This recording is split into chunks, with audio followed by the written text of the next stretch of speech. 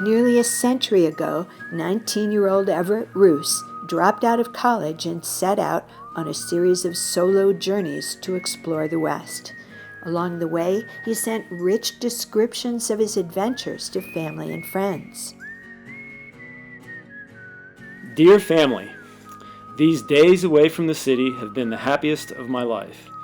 It has all been a beautiful dream with enough pain and tragedy to make the delights possible by contrast.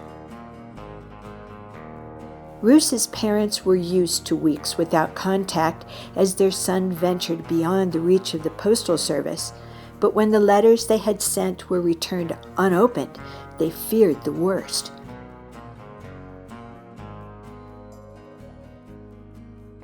In the meantime, at a small weekly newspaper, an ambitious young reporter was looking for her first big story. Floribel Muir, one of the first female reporters in the West, asked if she could follow up on the missing artist.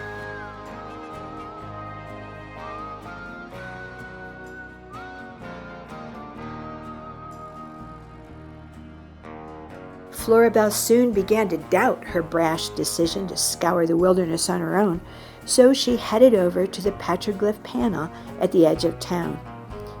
Whether real or imagined, the ancient carvings always offered wise counsel. She was sure he was still out there somewhere. She was right. Roos was camped out in a secret slot canyon. There he was, happily painting away while his burros grazed nearby.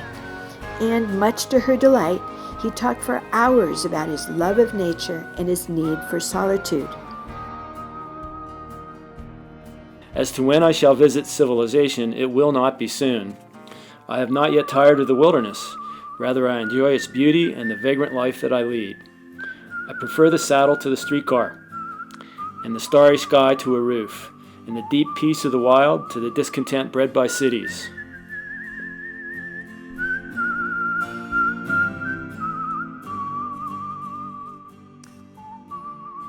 When Floribel awoke and rubbed the sleep out of her eyes, she realized Roos was gone, but he left her a gift.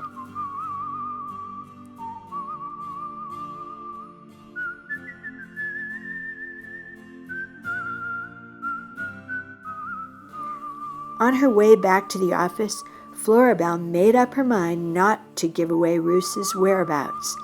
There would be other stories worth telling, she thought, but this one she would keep to herself.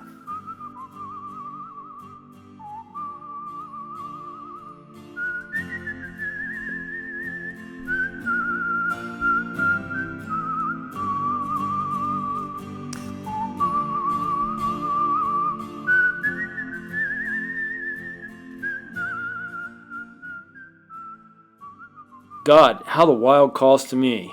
There can be no other life for me but that of the lone wilderness wanderer. My burros and I are going on and on until sooner or later we reach the end of the horizon.